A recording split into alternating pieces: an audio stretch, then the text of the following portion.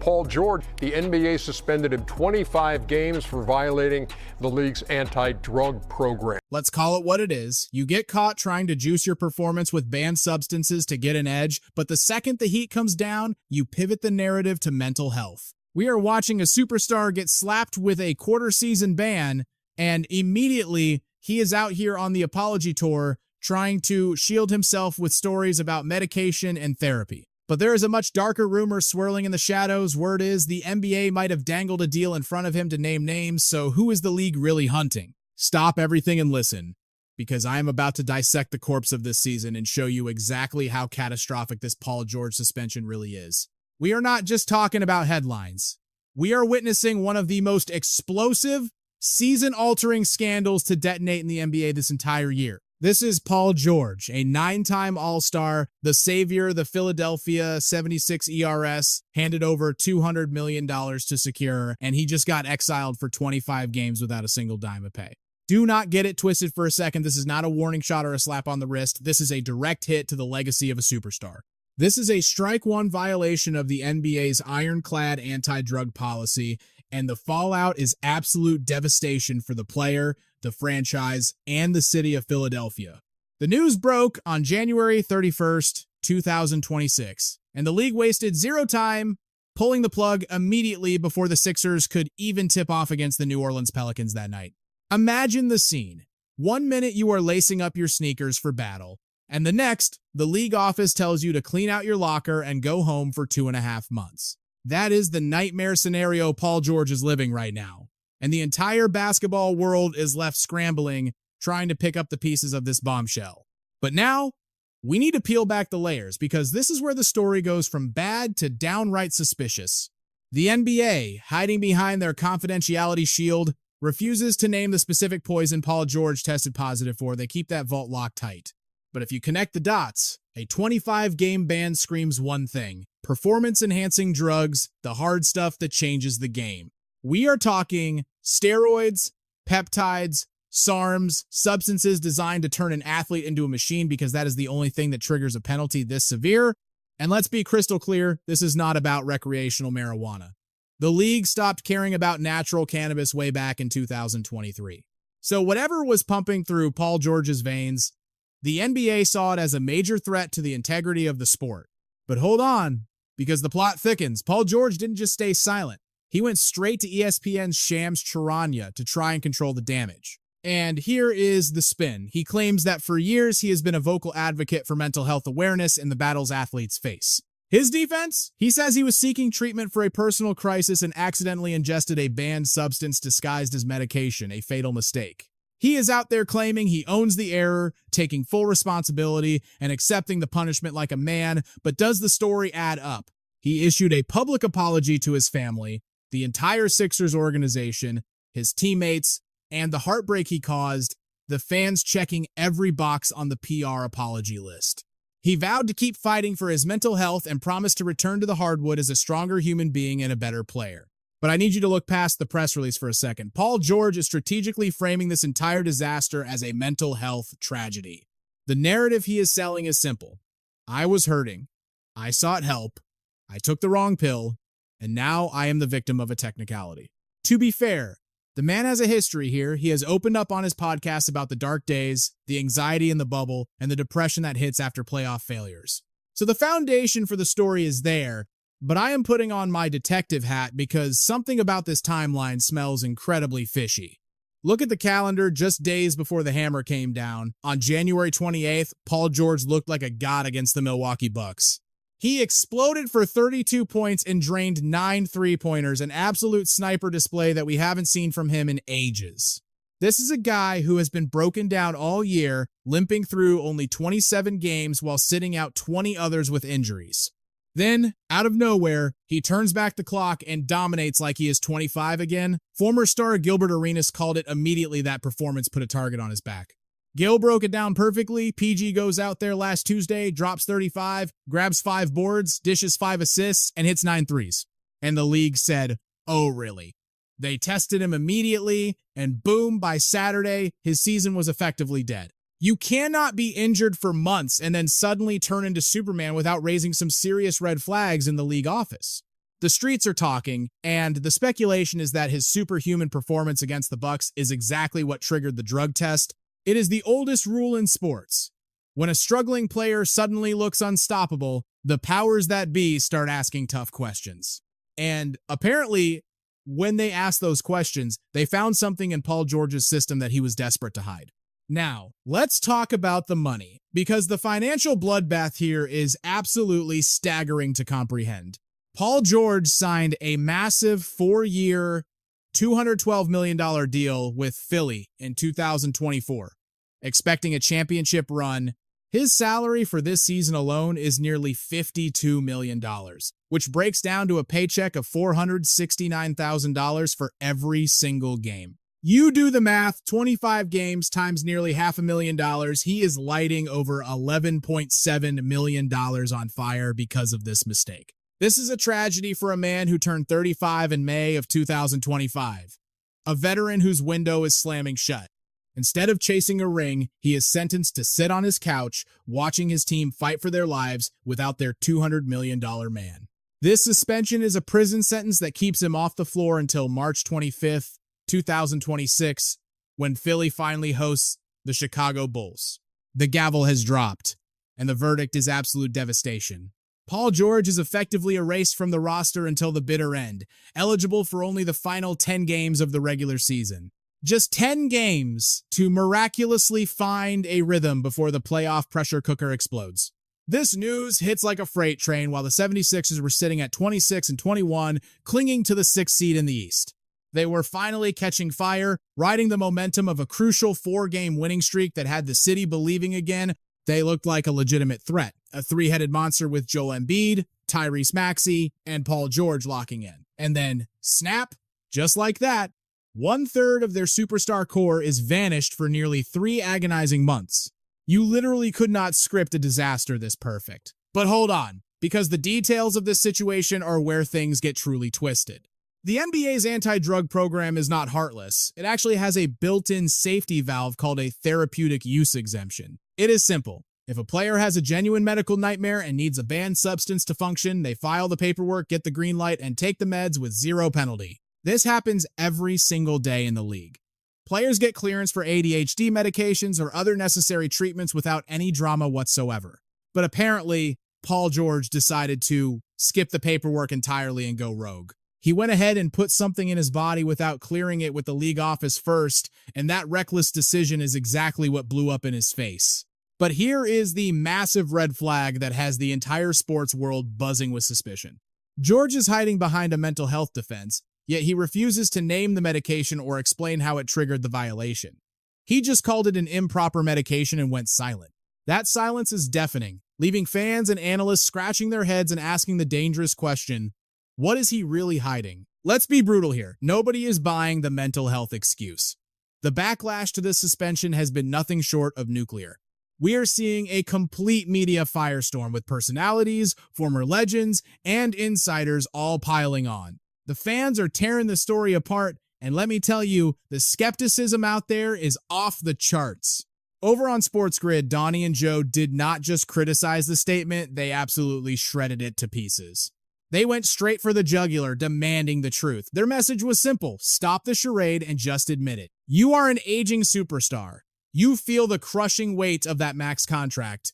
You are desperate to prove you are still elite in Philadelphia. So you took performance enhancers to get your edge back, got caught red-handed, and now you are using mental health as a shield to protect your image? Even the crew on Inside the NBA was stunned. Shaq and Charles Barkley looked like they had seen a ghost when the news broke. Barkley broke it down, noting that the league has gone soft on marijuana, which means for them to drop the hammer this hard, it had to be something serious. He called the whole situation fishy.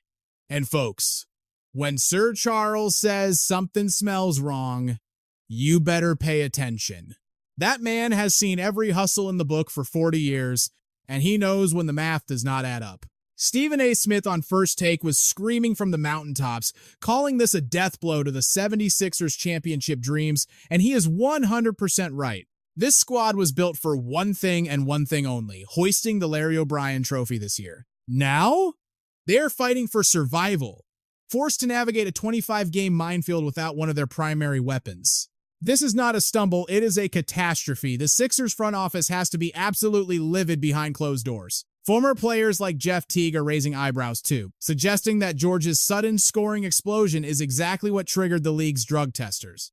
He believes the league saw him drop a 30-piece and immediately said, "Test that man," raising massive red flags. Teague posed the million-dollar question. If this is just an antipsychotic or ADHD med, why the 25-game nuke? Why destroy a season if it is not a performance enhancer? If a man is genuinely crying out for help with a mental struggle, does the league really punish him this severely? It does not make sense.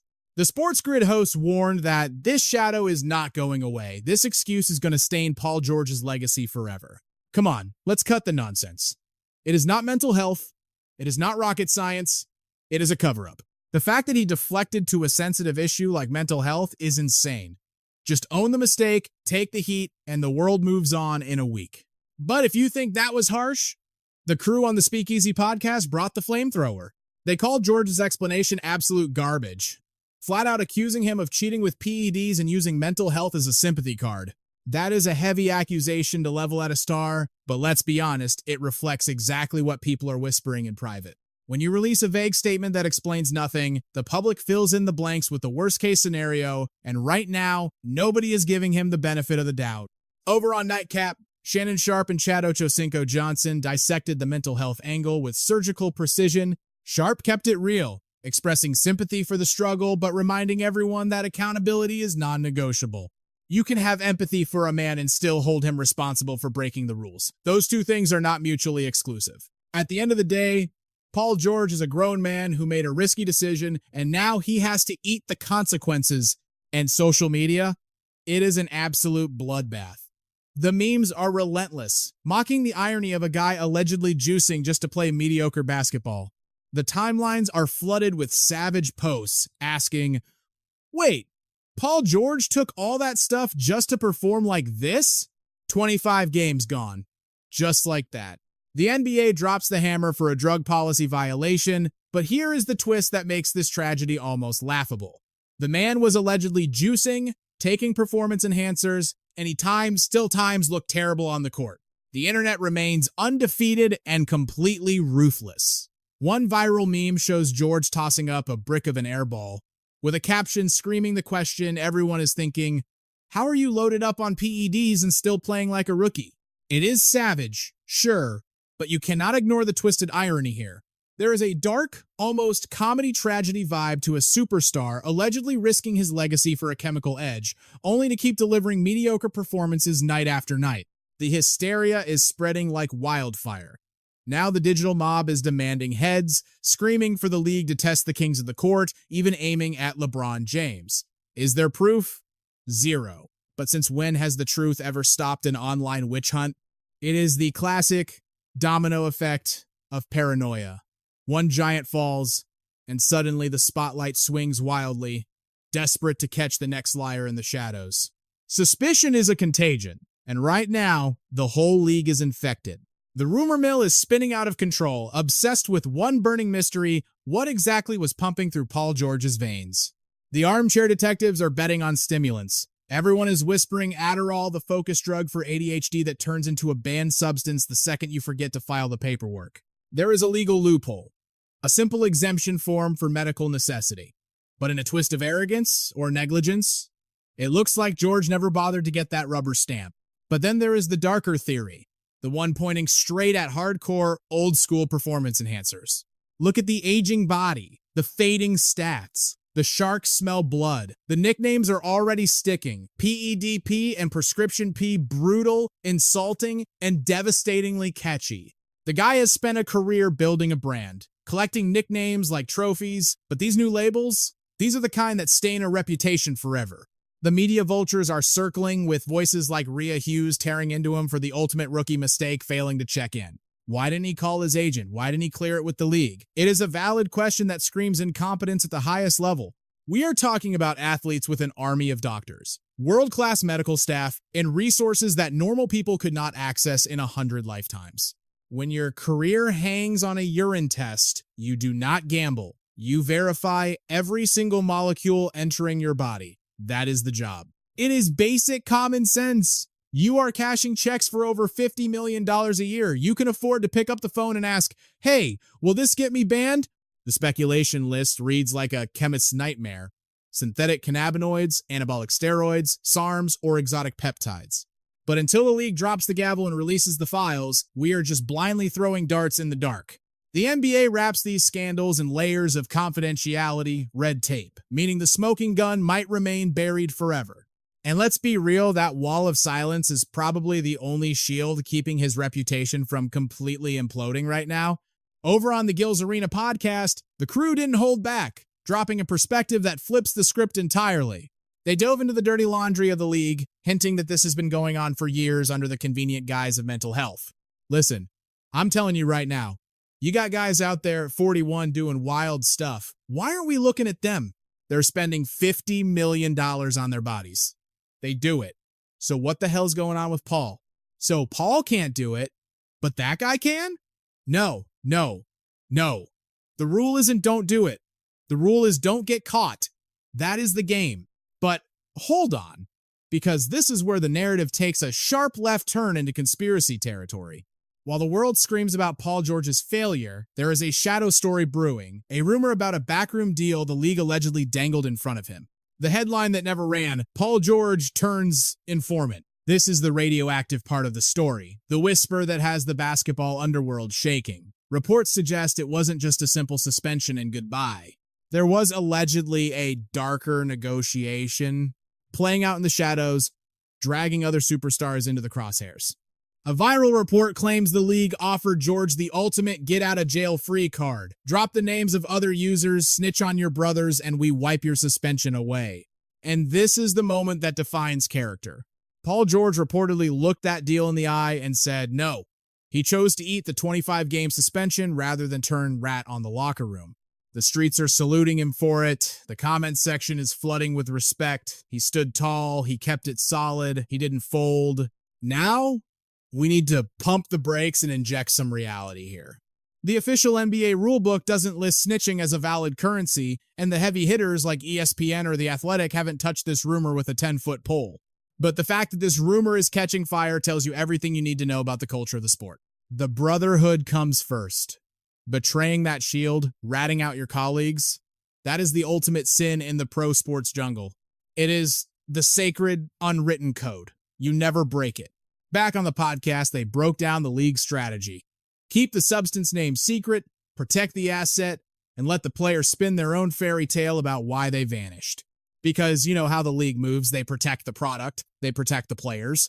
Exactly. The league isn't going to hand you the name of the drug on a silver platter. They are shielding their stars, no doubt. But zoom out for a second. We have to look at the history of the NBA's anti-drug crusade to understand why this specific moment is shaking the foundation. We are flashing back to 1983, birthed from the chaos of the cocaine era, a time when the league was fighting for its very soul against a tidal wave of substance abuse.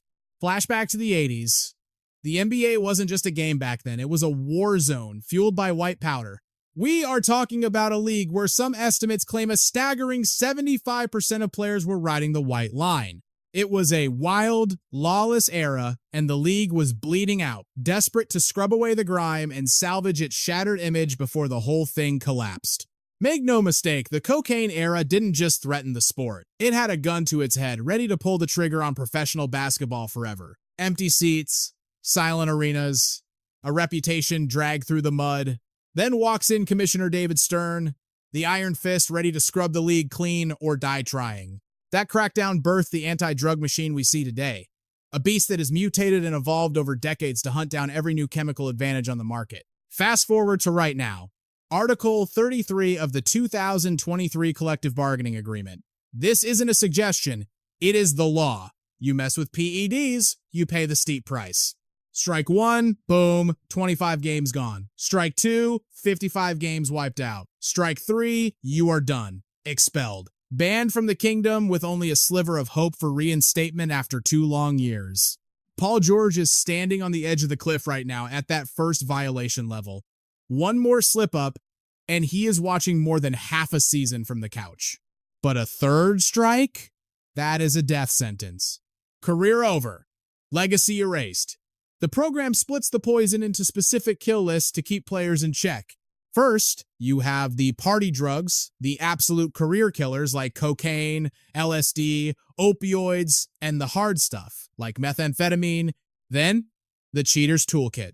The performance enhancers, steroids, human growth hormone, peptides, SARMs, the stuff designed to turn men into monsters. And do not sleep on synthetic cannabinoids. Real weed might be safe now, but the fake chemical stuff, that is still strictly forbidden territory. Think you are safe in the off-season? Think again. The testers are ghosts. They strike at random, year-round, no matter where you try to hide. They want blood. They want urine. And if you say no, that refusal is treated like a confession. The penalty is just as brutal as a dirty test. Here is where it gets suspicious. Since 1986, only 42 suspensions total, and only 13 specifically for performance enhancers? Does that sound right to you? That is barely a blip on the radar when you really stop and think about the thousands of athletes pushing their bodies to the absolute limit that have cycled through the league over the past 40 years. Is the testing a joke, or are these guys master criminals? The dark theory is simple. The NBA doesn't want to find positive tests because scandals kill the bottom line. But when the hammer falls, it crushes legends. Look at the tragic case of Michael Ray.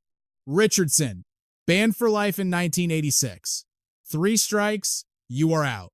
This guy was a 4-time All-Star, dropping numbers that mattered. He was averaging nearly 15 points a game, absolute royalty, and his career was completely derailed by addiction. Lights out. He was the first to beg for reinstatement, but the league never opened the door for a return. Then there was John Drew of the Hawks, another lifetime ban casualty. Drew was a walking bucket, averaging over 20 a night in his prime. All that talent, wasted. Gone in an instant. The cocaine era was a graveyard of potential. Roy Tarpley of the Dallas Mavericks, a tragedy written in bold, painful letters. A 7-foot phenom with Hall of Fame skills, destroyed by his own demons. The addiction won, and we lost a superstar. Banned for life in 1991, reinstated, then banned again in 95. A vicious, heartbreaking cycle of hope and despair. He tried to fight back, suing the league, claiming discrimination under the ADA, but the court shut him down, game over. But sometimes, a phoenix rises from the ashes. Chris Birdman Anderson slammed with a 2-year ban for meth in 2006. He served his time, clawed his way back, and grabbed a ring with the Miami Heat in 2013. That is the ultimate redemption arc. Proof that you can crawl out of hell. Flash forward to the modern era. Tristan Thompson, 2024, busted for ibutamoren and SARM, LGD 4033, 25 games in the freezer. DeAndre Ayton, 2019, pop, 25 games for a diuretic, the classic masking agent used to hide the real dirt. John Collins, same year, slapped with 25 games for growth hormone releasing peptide 2. The league was watching, and they caught him. And just last year, Bobby Portis of the Milwaukee Bucks, bam, suspended for tramadol. The crew at Gil's Arena didn't miss a beat, drawing a straight line between Paul George and the Portis disaster. The confusion in the room was palpable. They asked the hard question, how many games did Bobby Portis get? Say it loud. 20? No. 25. For what exactly? Bobby got hit with 25 games last year. The memory of it hit the room like a brick. Oh, I forgot. What was that? Total shock. The precedent was already set and it was ugly. Portis' agent played the classic card. It was accidental. Sound familiar? It is exactly what Paul George's camp is screaming right now. It is the same old song and dance. Player gets busted. Statement drops claiming mistake or accident. The news cycle spins and we all sleepwalk until the next star falls. But, hold on, let's look at the wreckage. What does this bombshell mean for the Sixers going forward? This team has championship dreams on the line, but there is a twisted silver lining in this mess. ESPN's Bobby Marks dropped the numbers, and they are staggering. The Sixers are looking at saving more than $5 million in luxury tax payments thanks to George's suspension. You heard that right. Bobby Marks reports over $5 million saved in luxury tax because George is off the court. That suspension creates a financial buffer, leaving the team just over $1 million above the threshold. This gives the 76ers a bizarre opportunity to dip out of the tax this week without blowing up the roster. Is it luck? Or just part of the ruthless business of basketball? In a stunning financial twist, the franchise just was handed a lifeline, a massive $5.8 million credit that cuts the luxury tax hit right down the middle. Suddenly, the financial noose loosens. They go from drowning in debt to barely treading water, sitting just $1.26 million over the line. But is it enough to save the season? This isn't just accounting magic, it is ammunition. This cash injection could blow the market wide open, allowing for roster moves without triggering the league's most brutal restriction. The timing? Absolute chaos. With the NBA trade deadline looming like a storm cloud, this newfound flexibility gives the Sixers the firepower to hunt for fresh blood.